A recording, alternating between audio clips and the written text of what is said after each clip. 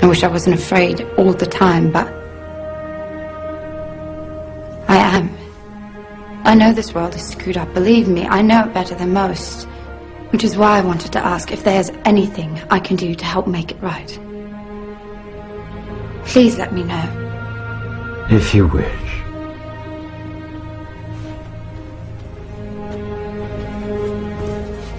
Be very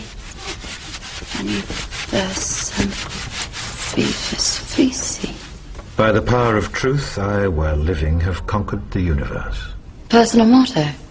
From Faust. That's about trying to cheat the devil, isn't it? It is. And speaking of the devil, I was wondering if your offer to help was still standing. Of course. It appears that unforeseen circumstances have accelerated my original plan. As a result, I'm in need of someone with some theatrical skill. I'll do my best. I believe you will. We are consciousness. All that is, has been, and ever will be. There is nothing to fear. Whatever happens, we are always that. Mind fears, because it's programmed to fear. When we're conscious, there's no fear in this. It's a shake of the head. Pathetic. Pathetic. Pathetic. And we need to do this.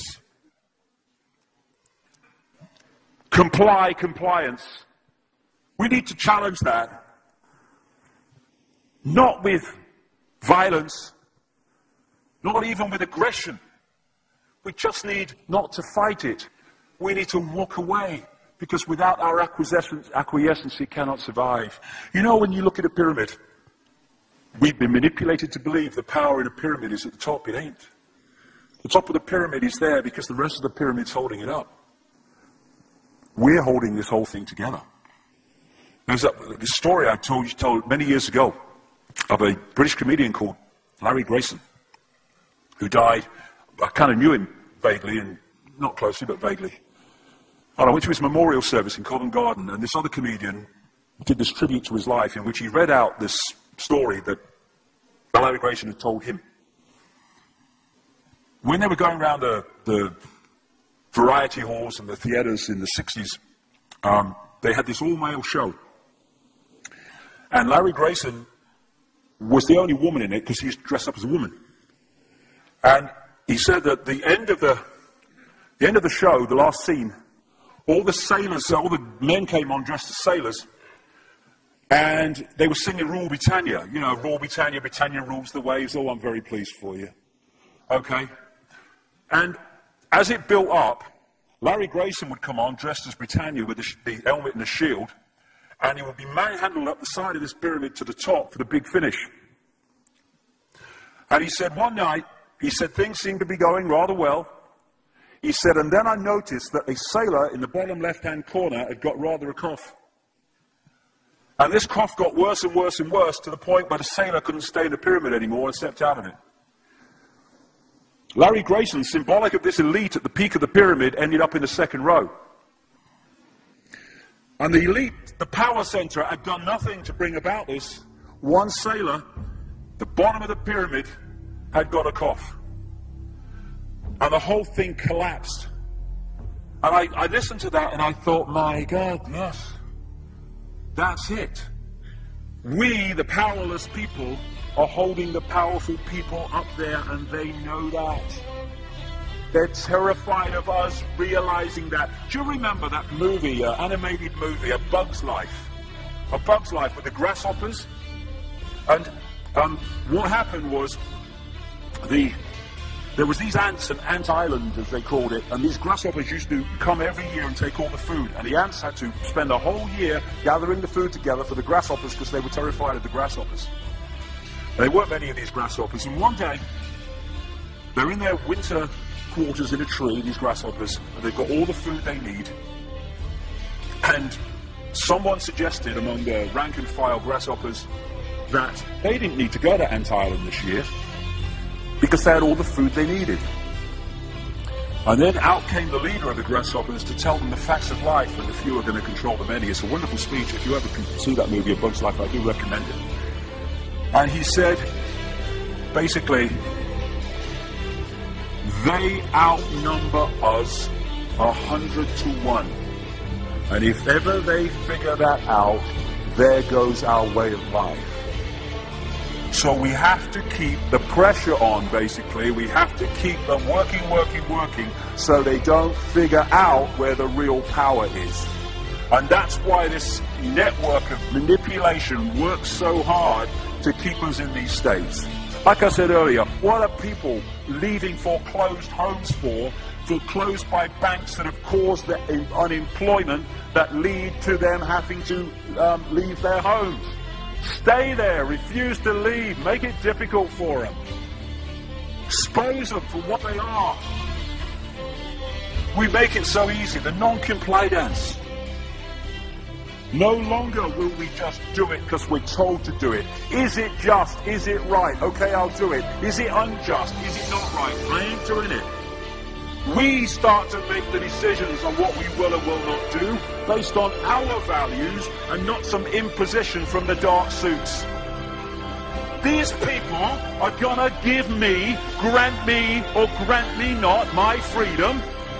I'm all that is. You can't grant me freedom. No one can grant me freedom. I am freedom. It's what I am.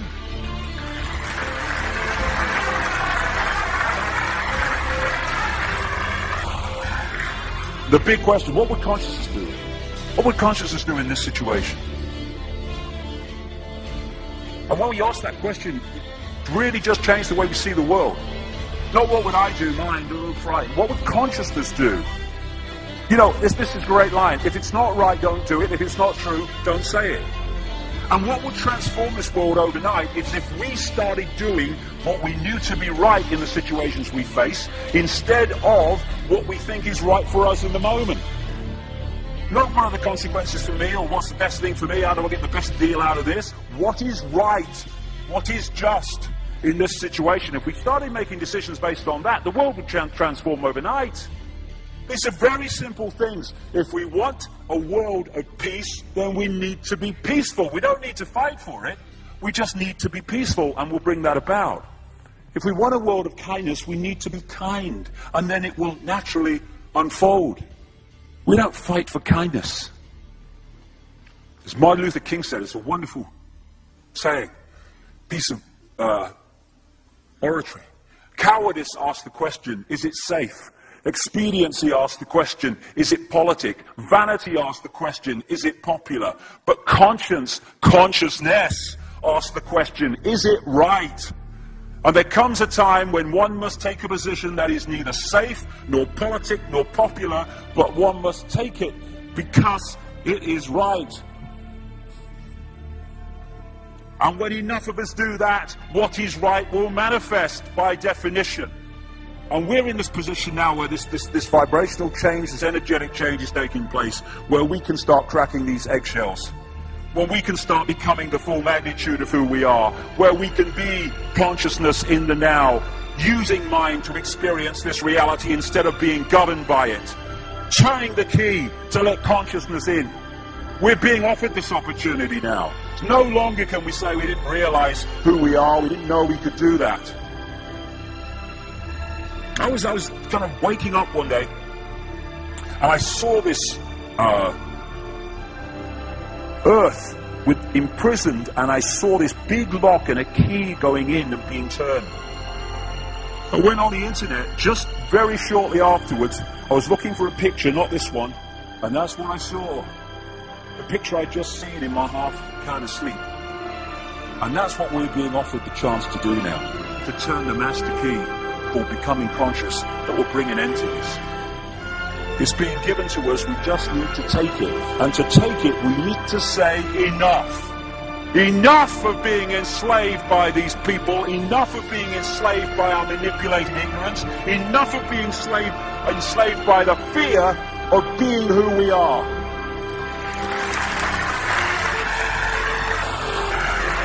Enough! It is time to fly. It is time to fly. Thank you very much.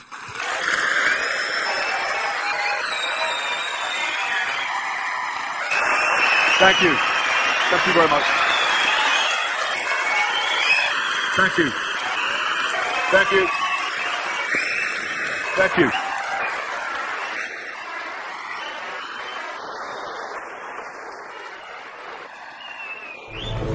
Enemy is approaching fast. Requesting orders. General, what should we do? There's no response from command.